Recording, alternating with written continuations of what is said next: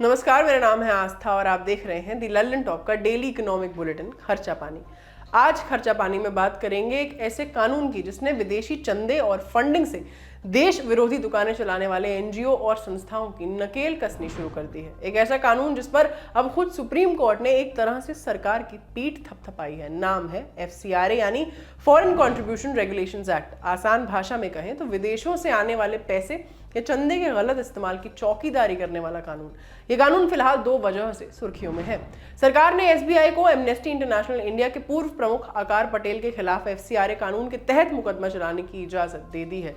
दूसरी वजह है सुप्रीम कोर्ट ने इस कानून में किए गए संशोधनों को सही ठहराया है और इसका विरोध कर रहे संगठनों को झटका देते हुए कहा कि देश की एकता और अखंडता से ऊपर कुछ भी नहीं है।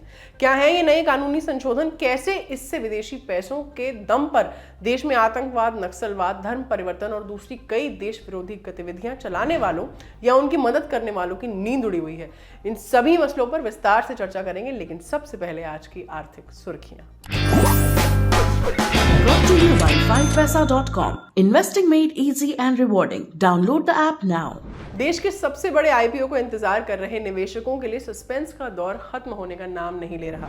LIC के IPO को लेकर फिर सरगर्मियां तेज हो गई हैं। ऐसी खबरें हैं कि ये IPO इस महीने के आखिर तक आ सकता है, क्योंकि सरकार हर हाल में 13 मई से पहले इसकी लिस्टिंग चाहती है। लेकिन आपके लिए अच्छी बात यह है कि सरकार पहले प्रस्तावित 5% की जगह अब 7% हिस्सेदारी IPO के जरिए बिक्री के लिए ऑफर करेगी। 2% ज्यादा इक्विटी बेचने का मतलब है कि आपको शेयर मिलने के चांसेस बढ़ जाएंगे। सरकार इसके लिए इन्वेस्टमेंट बैंकर्स के साथ बातचीत में जुटी है और सूत्रों के हवाले से यह खबर भी आ रही है कि इस IPO का साइज छोटा हो सकता है। पहले जहां सरकार 60 से 70 हजार करोड़ रुपए का IPO लाने की तैयारी में थी, माना जा रहा है कि अब ये 50,000 करोड़ से नीचे रह सकता है।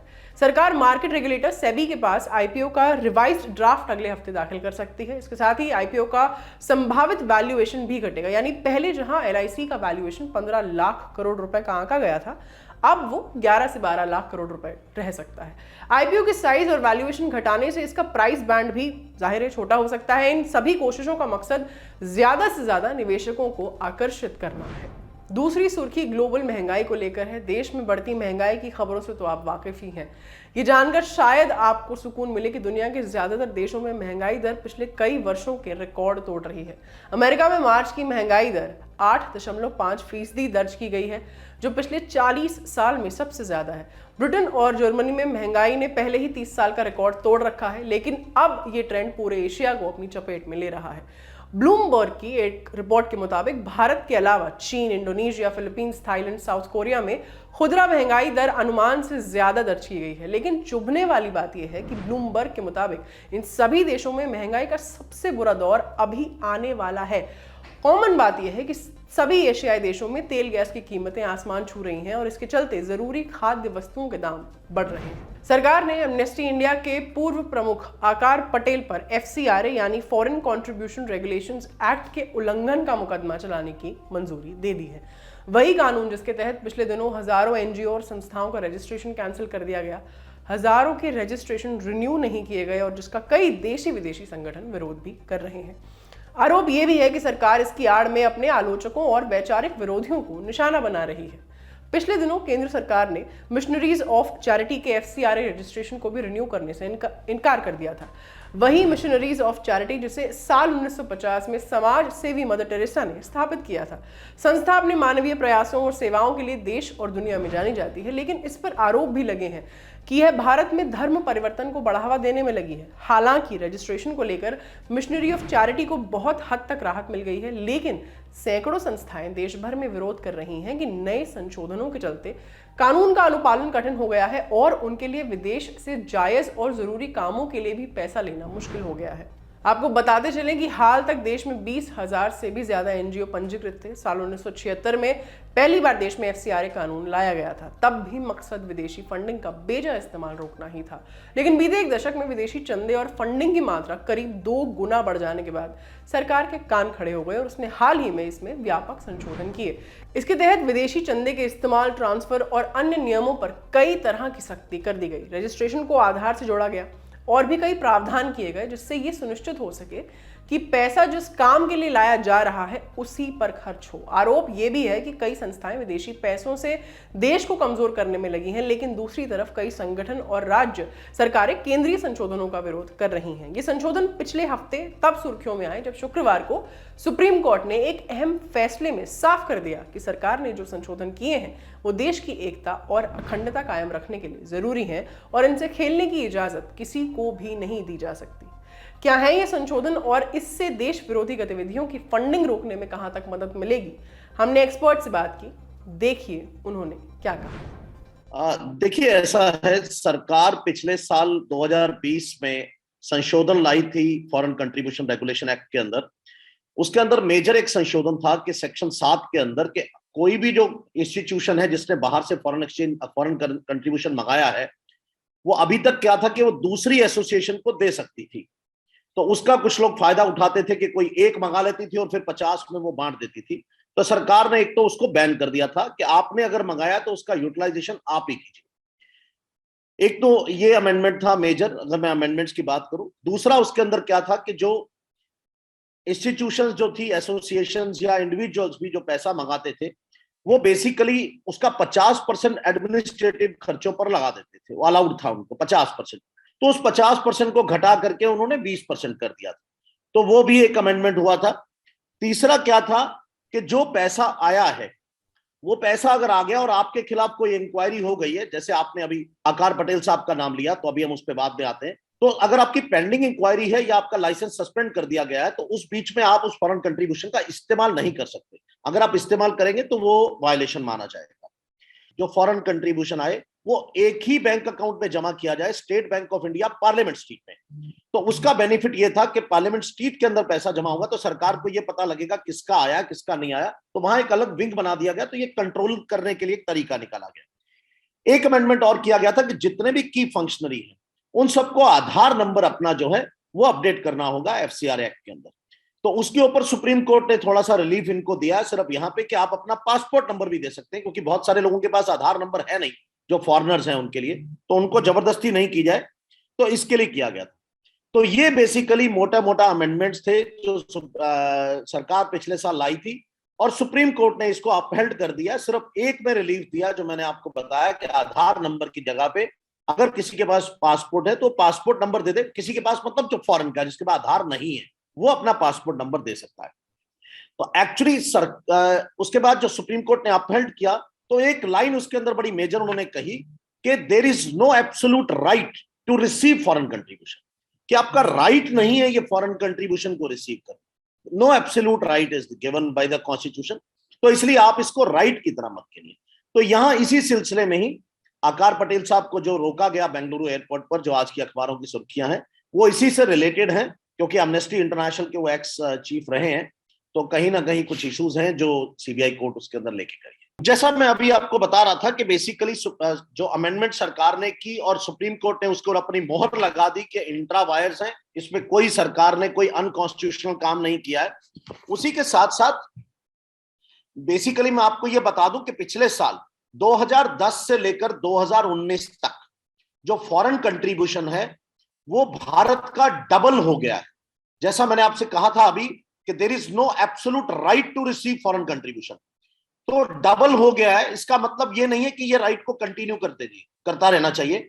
उसके साथ साथ ये भी है कि भले ही फॉरेन कंट्रीब्यूशन डबल हो गया, लेकिन ज्यादातर इंस्टीट्यूशंस ने, ज्यादातर जिन्होंने फॉरेन कंट्रीब्यूशन रिसीव किया, उन्होंने इसको यूटिलाइज नहीं किया उस काम के लिए जिस काम के लिए पैसा लाया गया था।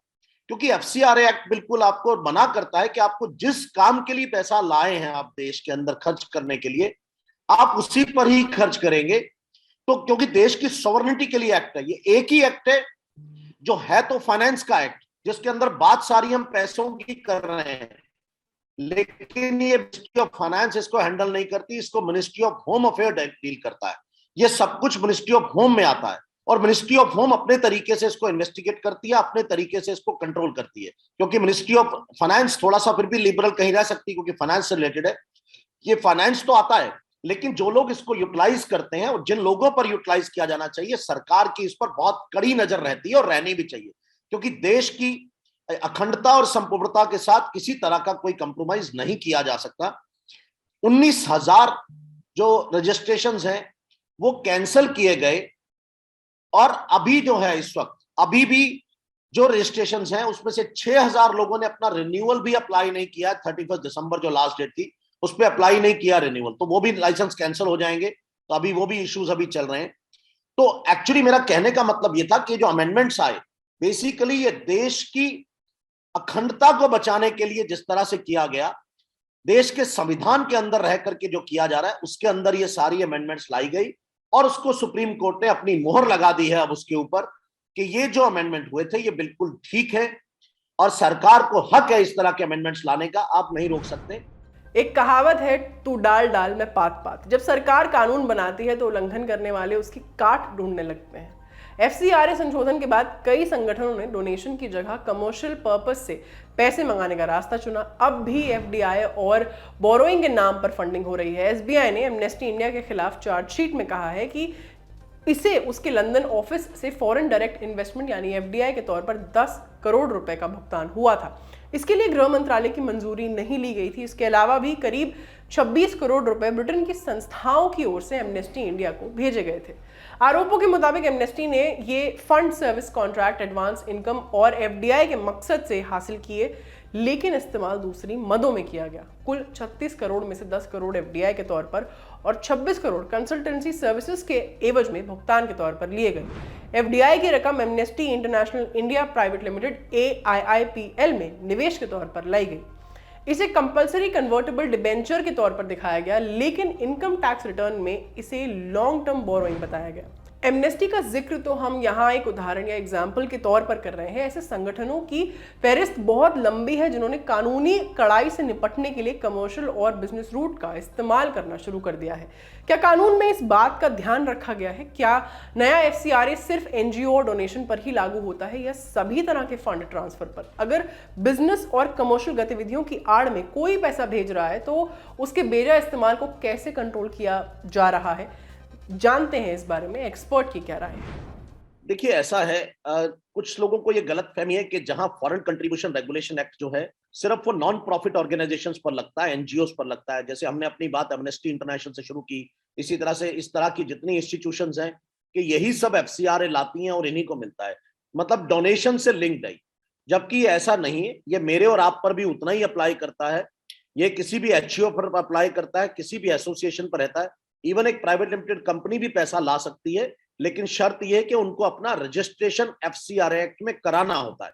ये मैंडेटरी है, ये कोई हमारी वॉलंटरी नहीं है। अगर आप किसी भी फॉरेन सोर्स की अगर हम बात करें तो फॉरेन कंपनीज, फॉरेन सिटीजन्स, वो अगर आपको पैसा देते हैं तो आपको एफसीआरए एक्ट के अंदर रजिस्ट्रेशन कराना होता है। ये खाली डोनेशन से रिलेटेड नहीं, ये दिमाग से बिल्कुल हमें निकाल देना चाहिए कि जहां डोनेशन आएगा तो एफसीआरए एक्ट आएगा। ये सच है कि ज्यादातर एनजीओ पैसा लाती हैं बाहर से डोनेशन की शेप में और यहां पर खर्च करती हैं, भले ही वो किसी तरह की भी ऑर्गेनाइजेशन हो। लेकिन उसके साथ साथ अगर जैसे कोविड में मुझे अगर किसी फॉरेनर ने पैसा दिया है, मेरे परिवार में कोई बीमार हुआ, मुझे फॉरेन से एड आई, तो वो भी एफसीआरए का वायलेशन है। अगर हम किसी एग्जाम्पल की बात करें तो पीछे जो आपके बंबई के जो कलेक्शन हुआ सारा बेसिकली एफसीआरए के ऊपर, जो पैसा बाद में दिया गया, जो ट्रेवल कर रहे थे लोग उनके ऊपर स्पेंड हुआ, तो उसमें ऊपर भी शिकंजा कसा गया इस तरह का। तो ये कहा गया कि ये गलत है, वो तो चैरिटी में कर रहे थे। चैरिटी कर रहे थे बिल्कुल ठीक था, लेकिन जो ले रहे थे वो प्रोसीजर गलत था। प्रोसीजर गलत, किसी भी इलीगैलिटी को इमोशंस के साथ ठीक नहीं किया जा सकता। तो बेसिकली ये अप्लाई होता है मेरे और आप पर भी। तो जब भी आप किसी फॉरेनर से लें जिसके पास फॉरेन पासपोर्ट होल्डर है, वो आपका बेटा भी हो सकता है, आपके बच्चे भी हो सकते हैं, आपके रिश्तेदार भी हो सकते हैं, अगर उन्होंने सिटीजनशिप दूसरे देश की ले ली है तो ये एफसीआरए एक्ट उन पर अप्लाई होता है। सिर्फ तब तक नहीं होता जब तक वो इंडियन सिटीजन्स हैं। तो इसी तरह से जितनी फॉरेन कंपनीज हैं, फॉरेन बॉडीज हैं, वो अगर आपको पैसा देती हैं तो ये एफसीआरए एक्ट के अंदर कवर होता है। एक्सेप्शन इसके अंदर ये है कि अगर मैं उस कंपनी की नौकरी कर रहा हूं तो मुझे सैलरी मिलती है, मतलब मैं अपनी किसी सर्विसेज के अगेंस्ट पैसा ले रहा हूं, तो एफसीआरए एक्ट से एग्जम्पशन है उसका। नॉर्मल बिजनेस ट्रांजैक्शंस जो एग्जम्प्ट हैं, सैलरीज एग्जम्प्ट है, कोई कंसल्टेंसी आप करते हैं वो एग्जम्प्ट है। लेकिन अगर बिना किसी पर्पस के, अगर आप मेरी बात का मायने निकालने की कोशिश करें, तो मुझे अगर बिना किसी पर्पस के कोई व्यक्ति पैसे देता है और वो फॉरेनर है, वो चाहे पॉलिटिकल पार्टी पैसा ले रही हो, चाहे किसी तरफ से भी ले रही हो। अगर मैं एक एग्जांपल में बात करूं कि एक पॉलिटिकल पार्टी का office bearer direct political party नहीं ले सकती, कोई कैंडिडेट नहीं ले सकता।